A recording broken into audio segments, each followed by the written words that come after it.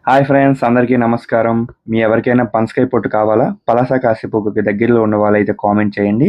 నేను తప్పకుండా అయితే మీకు తెచ్చిస్తాను. యాక్చువల్‌గా మనం పనసకాయ పొట్టుని ఎలా చేసుకోవాలి అంటే, పెద్దపాటి పనసకాయనైతే మనం తీసుకోవాలి. అలానే ఒక చాకు గాని, కత్తి గాని తీసుకొని దానికి చక్కగా ఆయిల్ రాసుకోవాలి. అలానే చేతికి ఒక గుడ్డ పెట్టుకొని, మనము అయితే పనసకాయ యొక్క మూడిక భాగాన్ని పట్టుకొని, చక్కగా పనసకాయ అయితే నలువైపులు చక్కగా రౌండ్‌గా ఉన్న షేపులు మొత్తం తొక్కైతే తీసేయాలి. దాని తర్వాత దాని మీద గీతలు గీసుకొని దాన్నైతే గుండగా చేసుకోవాలి. ఆ గుండ భాగంతో మనము పనసకాయ బిర్యానీ, పనసకాయ చారు, పనసకాయ పకోడీ ఇలా పనసకాయతో బోలెడు ఐటెమ్స్ అయితే మనం చేసుకోవచ్చు. ముఖ్యంగా శ్రీకాకుళం జిల్లా గాని, నార్త్ ఆంధ్రాలో ఏ ప్రాంతంలో అయినా మనం ఇదైతే ఎక్కువగా చేసుకుంటారు. వెజ్ ఐటెమ్‌లో ఇది ముఖ్య పాత్ర అయితే పోషిస్తుంది చాలా ఫంక్షన్స్‌లో.